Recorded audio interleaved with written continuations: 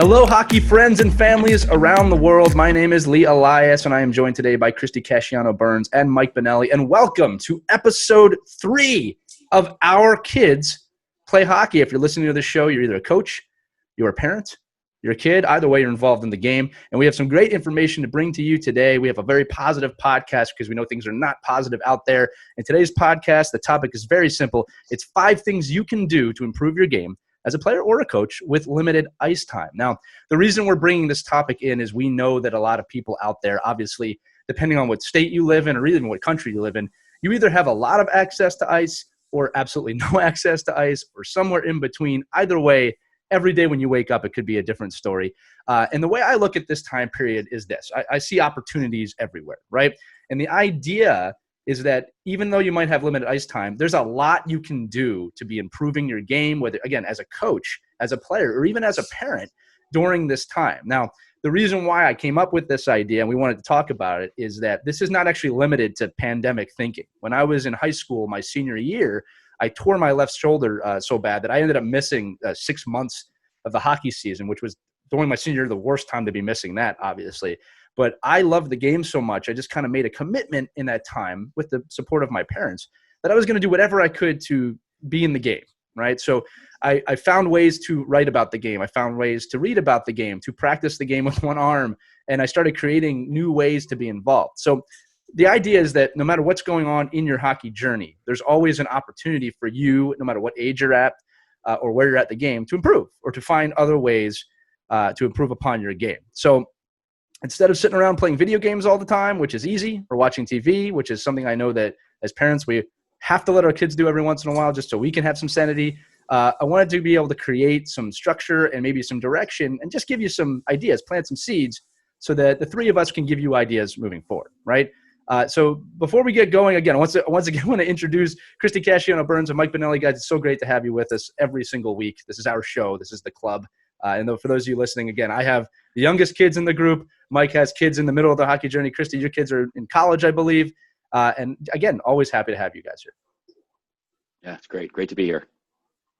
All right, let's talk about, I just saw this story in our local newspaper. Sure. Our hockey rinks are shut down. There's no winter sports activity. The season looks very dim for high school and for college. Now, one of our local athletes who was a football player happened to join the soccer team because right now you can play soccer.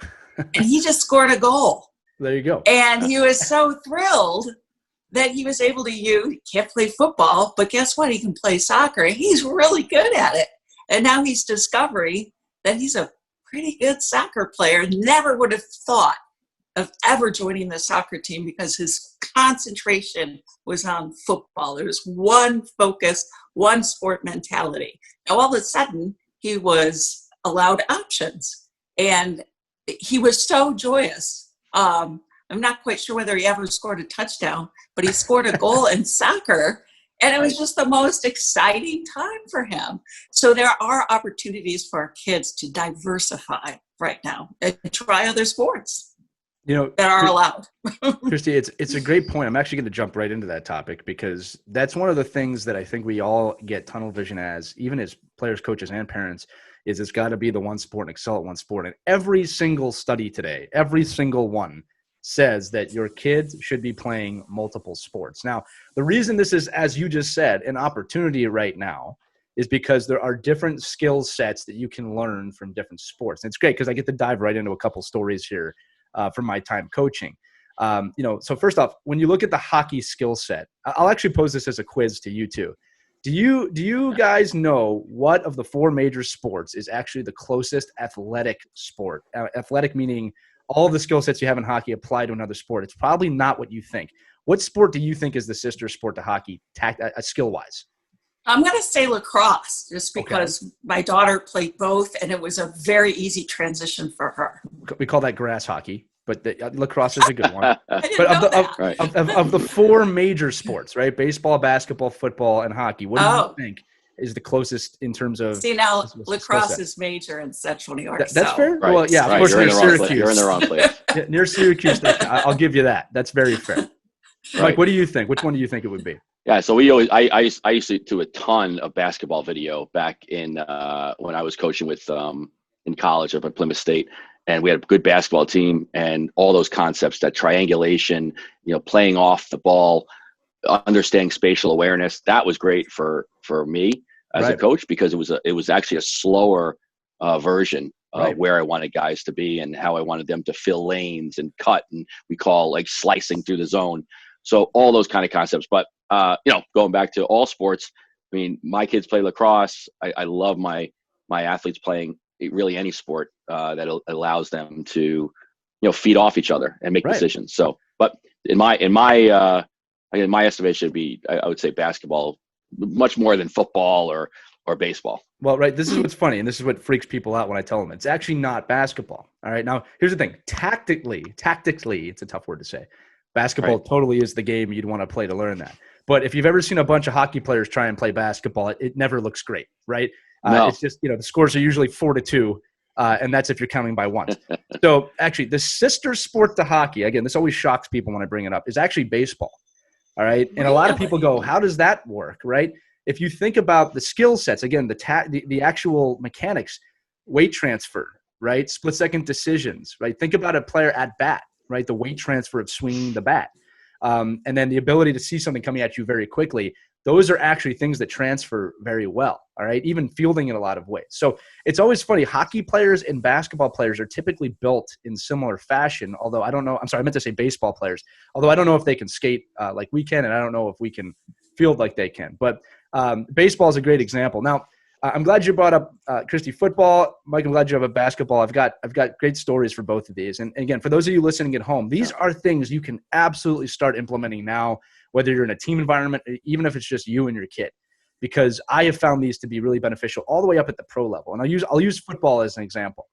When I was coaching in England, all right, when you think of English sports in Great Britain, they are always using soccer balls. They're always kicking. They have a lot of foot sports. They don't have a lot of hand sports where they throw balls. So baseball and football are not a huge thing there. Basketball is almost non-existent. So one of the things I noticed when I got this team on the ice, and this was a pro team, is they were incredible skaters.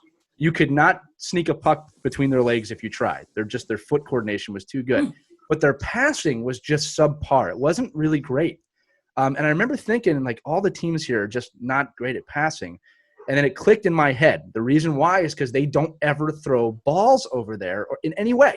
There's just no sports. So what I did was I brought my team outside. I bought 3 footballs from the BX at the military base I was staying at. And I had them start leading passes and just doing very basic football plays of, okay, he's going to run up to the right. You have to throw the ball to where he's going to be, right? And then the receiver has to know you can't look until the ball's coming. Right. So we did this for a few weeks. The passing got infinitely better. Right. And I was amazed by that, because here's an American sport that football in England is not football. It's soccer. Here's a sport that literally taught them how to be better passers. And we ended up winning a championship that year. I'm not saying it was just on that one thing, but our ability to pass the puck got so much better that we started getting light years ahead of the team. I'm going to say this again. The English hockey player is always better with their feet than I think the American hockey player is. But that's how you trade things. And again, Christy, this goes back to what you were saying about a football player playing soccer. So Right. It's an amazing, collaboration there. Go ahead. Yeah, and you think about some of the talents out there. Michael Jordan, for example. What do you think of him as? Of course, the greatest basketball player. Right. But he started off as on the baseball diamond, which Right. I don't think a lot of people knew. Same thing with Wayne Gretzky. Yes. He was an incredible athlete in other sports, including lacrosse and soccer and baseball, and he was a track athlete as well. So as you were saying, your kids can develop other skills, hand-eye coordination.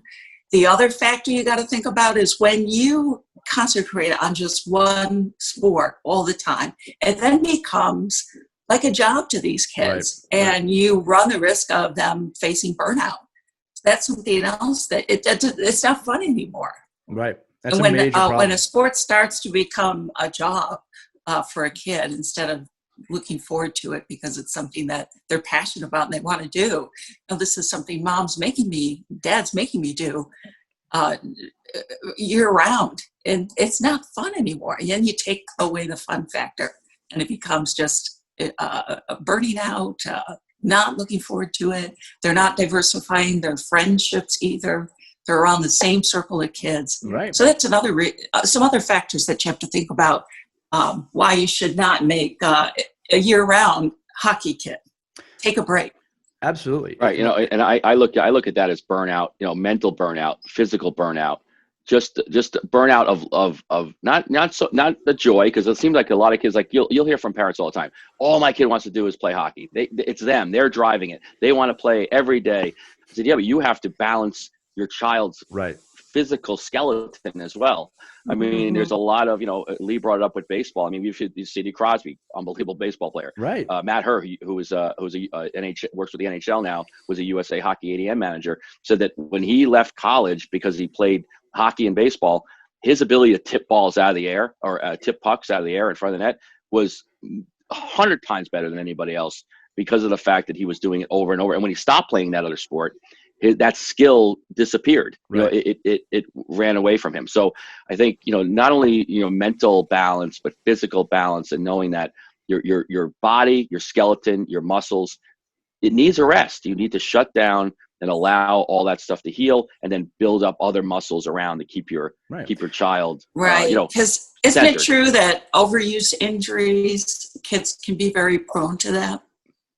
Absolutely. I mean, you look at goaltenders. If you're a year-round goaltender in hockey, you might not see it at 8, 9, 10 years old, but at 14 and 15 and then 18 and 19, you'll start seeing a lot of these issues really manifest themselves. And it could have been, again, some of it's hereditary, some of it's just, it's in their DNA, but a lot of it is because they're just not a balanced athlete. Well, and the key word there, Mike, is athlete. Right? When we talk about hockey players, there's a difference between a hockey player and an athlete. You want yourself or kid or whoever to be the most well-rounded athlete. And to do that, they have to play other sports. And again, whenever you think about the greatest of all time, and I'm not saying that anybody should be comparing their kid or themselves to the greatest of all time, but when you look at them as a way of measuring this, Bo Jackson, Deion Sanders, Russell Wilson today, J.J. Watt played ice hockey. All these athletes can play two sports. They're overall athletes, and all of them could be in track. So that's the idea, is that you're building up other skill sets from other sports that will, in turn, if you want to do hockey, give you an advantage. Okay, another great example, and Mike, you brought this one up earlier, is basketball. When I was coaching college, I realized that my team was really horrible at transition. Now, for those of you watching at home, again, I believe transition to actually be the big differentiator between levels. I think that the NHL players transition back and forth the fastest, and when you go down from there, it actually gets slower and slower and slower. I think that is, again, that's what makes the difference. So I had a college team that was just not great at transition. So I just thought outside the box, right? You think about transition drills in hockey, a lot of it's flow drills, and then the coach blows the whistle and it's go the other direction. That doesn't always sink in. So what I did was I went to the college basketball team and I had my kids practice basketball, because basketball transitions at a rate of like 10-1 to what hockey does, because it's a smaller area and the ball goes back and forth and back and forth. So again, we learned a few things that day. Number one, Mike, as I said earlier, hockey players are really bad at basketball. It's just not their thing. Most of them, unless you practice every day, they're not great. But they got the message of, you have to be able to transition. When a basket is shot, or someone shoots the ball, you have to be mentally ready to go the other way. It was a dramatic difference at practice the next week in the games moving forward, right? And again, that was just after one practice. I started thinking, what if I had him do this stuff all the time? So again, this is the message, right?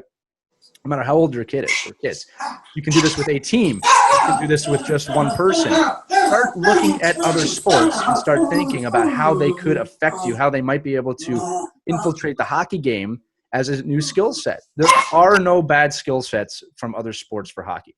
That's the way you have to look at it. So, and again, so that's the first one we're going to go with, is just try another sport, right? And as Christie said, there are other sports available right now, and you don't necessarily have to join a team to go buy a football or a basketball or a baseball and just go outside. Who doesn't want to have a catch with their kid? Who doesn't want to have a basketball shot with their kid? I mean, those things are available to you if you want them, right? And you get outside and it's refreshing. Yeah. I think some parents fall into the trap of, if your kid shows some promise early on, and then they're thinking, oh, wow, this is going to be their ticket to a free college. It's going to be the ride to college. And so I'm just going to invest everything into hockey. I'm going to get an off-ice trainer. He's going to be on the ice, or she, Right. constantly. And we're going to do summer hockey clinics. And we're, and I just want to say to that parent, hey, your kid's 9 years old, time out. Can you just enjoy the moment? Enjoy the moment. Enjoy your life right now, because there's plenty of time to worry about that. So I think please, so parents, stop and think about what you're doing, about when you want to specialize in ice hockey year round. What are you doing to your kid? I know if you're listening to this, you want to get to those 5 things. So obviously, number 1 is try another sport. Nothing wrong with that. Number 2 is find the gaps in your game. Now, what do I mean by that? This is always a hard one for everyone, parents, coaches, and kids, because nobody likes to look at themselves and say, well, I'm not good at this. This is the opportunity you have right now. This is the time to look at your game, to call your coach or to speak to a player in a positive, conducive way and ask, what do I need to work on right now? Because you've been given the time, this is how I look at it, to work on that. It's not always to work on some of these, easy to work on some of these things during the season, especially if you're expected to score or be a playmaker or be a skater or be a goalie or a defenseman. Find out the gaps in your game and use this time as an opportunity to learn.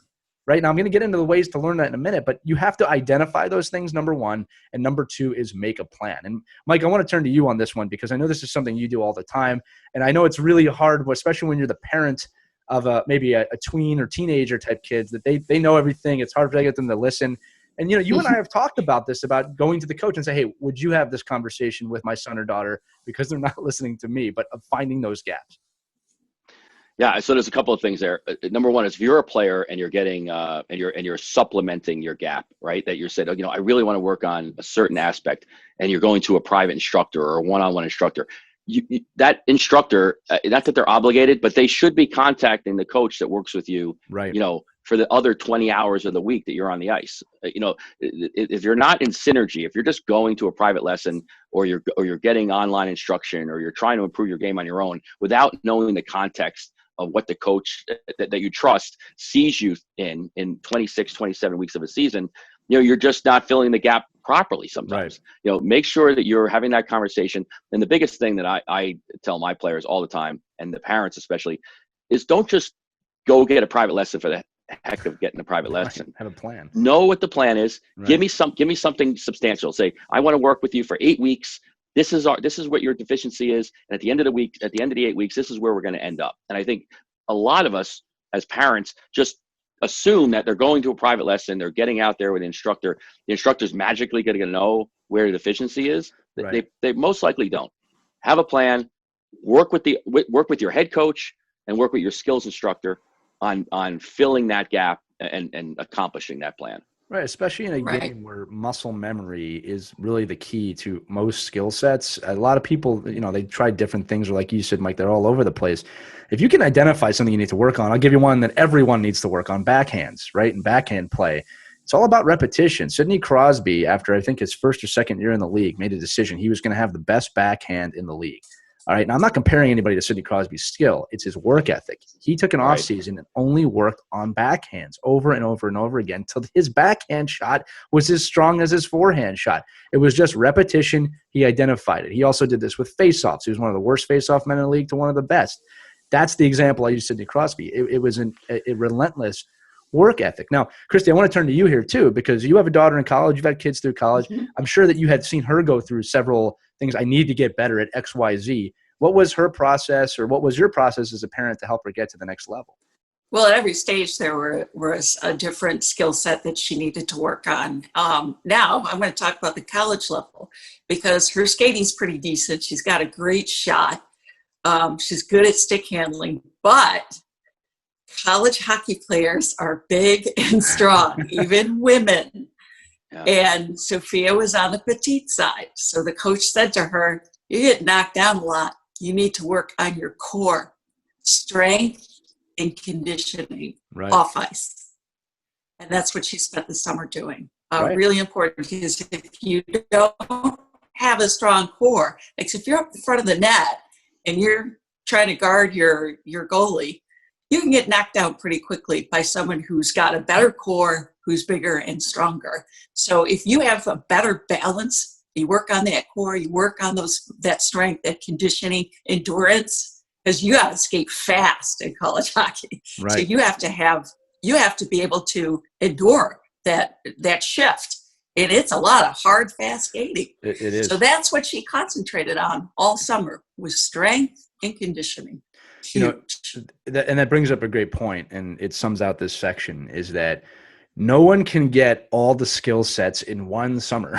Right. And I think that a lot of people, a absolutely. lot of people did. But if you hear the stories, we said, Crosby focused on this.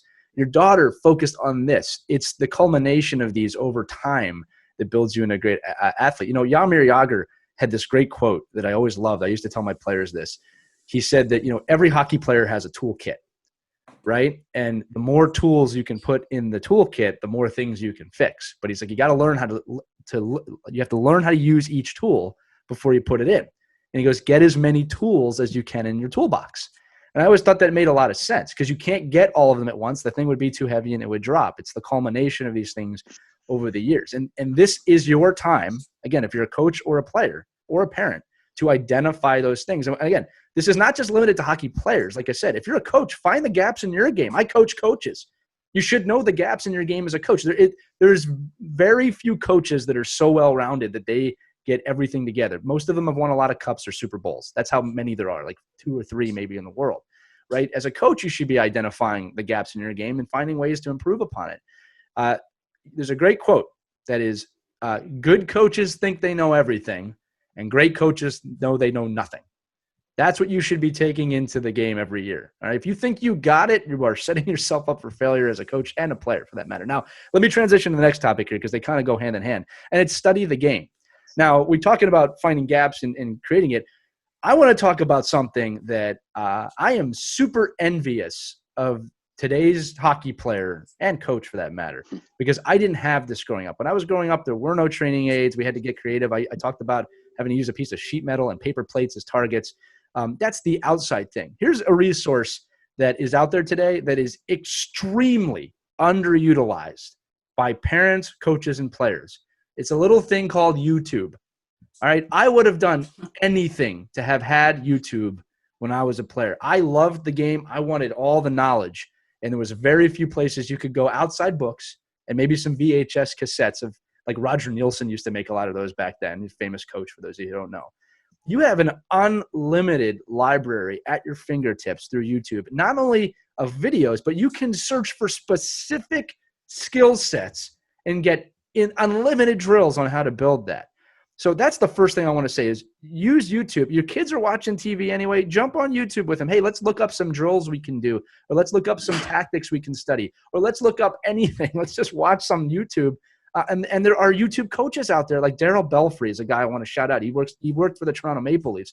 This guy innovated skill development because of the way he thought. He never was trained classically. He made up his own mind, and now the NHL players are going to him, and he puts this stuff out there for free for players to learn.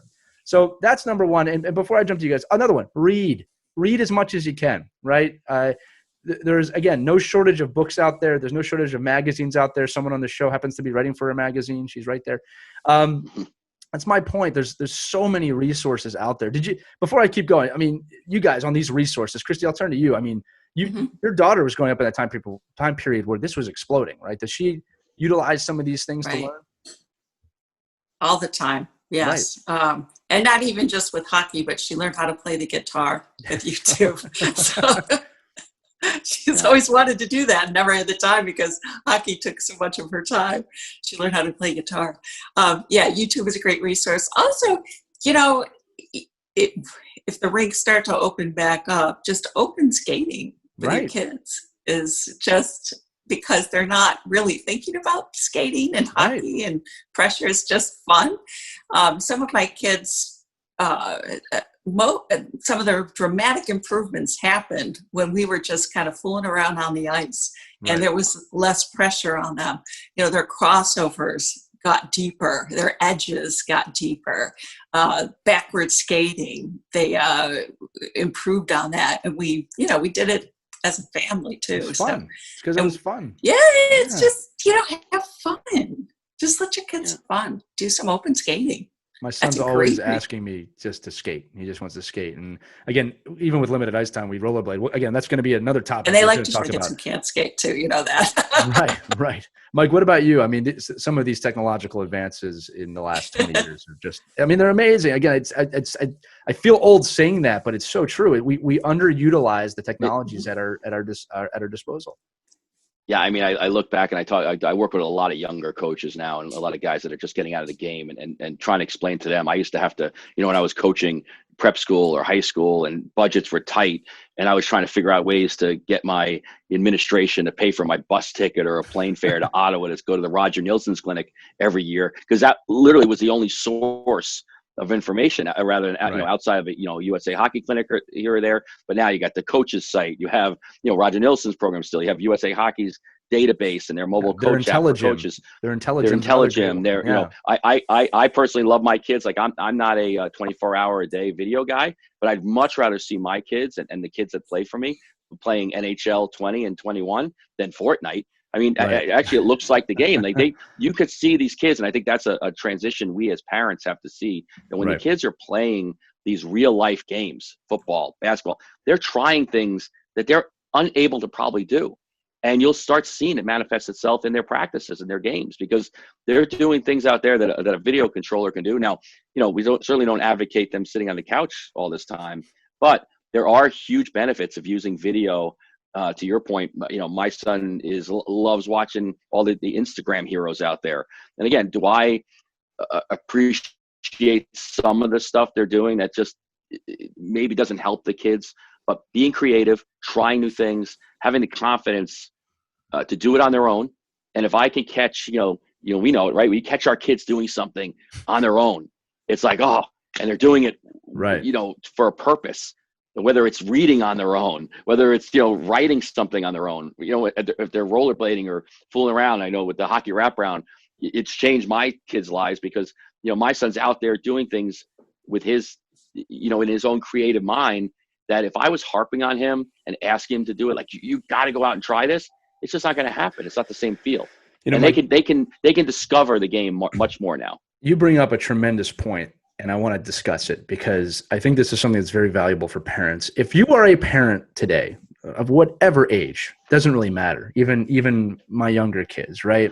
We were at some point along the road told, video games and TV will rot your brain and you shouldn't watch them. I am actually an advocate for gaming when it's done correctly. So what I'm not an advocate for is 24 hours a day of gaming. But I am absolutely an advocate of a few hours a day because, as you said, it does develop skill sets, creativity, having to think critically as well. All right, in terms of not just being fun, but also making sure that you're having to make the next decision, logic, things like that. The other thing too is, like you said, if they're playing an NHL game, all that, it's not real, right? They're thinking about the game, and that's something that's very, very important in today's marketplace when you think about hockey, right? It goes beyond that as well. So yeah, that's why I think video games are a positive force if you do them correctly, but a good mix altogether of all these things. That's really the key to making a well-rounded player and using it to study the game. Again, the biggest plight of our time, I believe, is we have unlimited information and unlimited access to it, but we're a little bit lazy when it comes to using this. So if you're one of those parents that was told the internet's going to rot your brain or TV's going to rot your brain, maybe rethink that a little bit, right? They're tools at your disposal. We're going to quickly run through the last two ones because they kind of work together. It's off-ice training and off-ice hockey. Now, off-ice training is pretty point blank and simple. Christy, you talked about this with your daughter. If you're not utilizing outdoors right now for endurance training, plyometrics, weight training, anything, etc., you're wasting an opportunity. This is what I'm saying. Video games are great. Don't sit on the couch all day. Get outside. Have your kids run through courses. You can make this fun. It's the same thing we do this with USA Hockey coaching when the kids are young. We have them do fun drills now to learn how to sit down, stand up, move around. Don't be afraid to fall down. This is a major part of the game. Christy just told you, core strength alone at the college level is extremely important. I remember I put in 15 pounds of muscle my freshman year of college. I would love to do that again right now, but unfortunately I'm older and my shoulder's broken and I can't do that anymore, so I have to live with that. But anyway. Oh, you poor kid. I'll take it. Hey, I appreciate that. I'll keep my hat on because there's no hair underneath it. But moving on from training, it's off-ice hockey. And this is the other thing. There are so many hockey-esque things at your disposal off the ice, roller hockey, stick handling courses, shooting practice, and it's all extremely affordable. Now, I'm not going to plug any products. If you watch this show, you know what all of us do. But my point to you at home is this. There is no shortage of the ability for you, your kids, your team to practice hockey and other sports off the ice. So if you're feeling like you're sick at home and you don't know what to do, take the kids outside. This is why we have gym class in school, to get them outside. Create a plan, find good drills, find good solutions, and get them outside and execute upon them. If you don't know where to start, again, this is what the internet's for. You can contact any of us on this show. We have plenty of information. Again, we're not going to plug any of our products right now. You can find that if you want. That's not what this show is about. My point is we are a resource of information, so come and check that out. Again, the email for that is team@ourkidsplayhockey.com. But before we move into that and before we close, I want to make sure that you guys had a chance to talk about this because, guys, off-ice hockey is an obvious solution here that if you have not partaken in as a parent, as a coach, as a kid, you're missing something. Christy, I'll turn to you real quick because I know your daughter obviously had to find other ways to practice during the pandemic. Yeah, absolutely, because we didn't have rinks available to us. The gym was closed, so she had to get creative. So she invested. Her pandemic purchases included some weights, nothing too fancy or expensive. She also got, a floor mat. Yoga is so good for hockey players. Keep you healthy too. Oh my gosh. And as far as getting your muscles more flexible and also helps with your strength, believe it or not, you can actually get a lot stronger through yoga, your flexibility. She also invested in rollerblades. So she did a lot of that. And in the driveway, just shooting down the net. That kept her in really good shape. In fact, she noticed when she went back to play, because they just started ice hockey practices. No games yet. But she noticed in practice, she was faster, she was stronger, and much more confident. So all of that summer development that happened during the pandemic where she thought she was going to be way behind, she ended up working 10 times harder, staying in shape.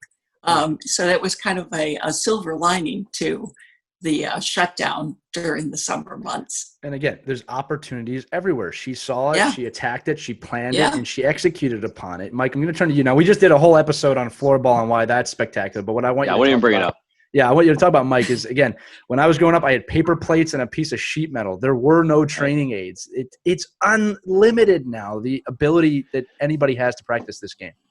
Yeah, and forget about just the hockey specific stuff. To Christy's point, if you're a better athlete, you're a better hockey player. Right. If you have, everybody has a front stoop, everybody has a set of stairs somewhere, everybody has the opportunity to simulate plyo. And going back to the video stuff, my son, my little guy got to watch. He found Fortnite yoga and Star Wars yoga. It was all like a woman that did the yoga, but she did it with the Star Wars theme. Oh wow! Right, and he loved it. And that was from school, and we found this. And like, this kid actually he loves this stuff. Like, he really, because it's speaking his language. And I think for my older guy, obviously the rollerblading was good and the shooting was good, but it was really just discovering a lot of his own spatial awareness, doing things, he learned how to juggle. He learned how to, do, better push-ups. He learned how, challenging himself. He got there was an app, I won't mention the company, but, he was able to get an app online.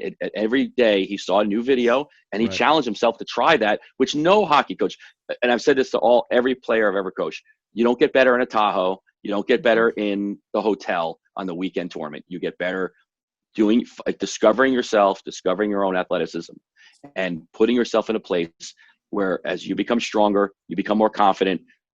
Everything else will take care of itself. To your daughter's point, Christy, she comes to training camp in better shape because of the fact that she just wasn't focused on hockey specific skills. Right. Yeah, and she had a lot of fun. And fun, that's the key. Yeah.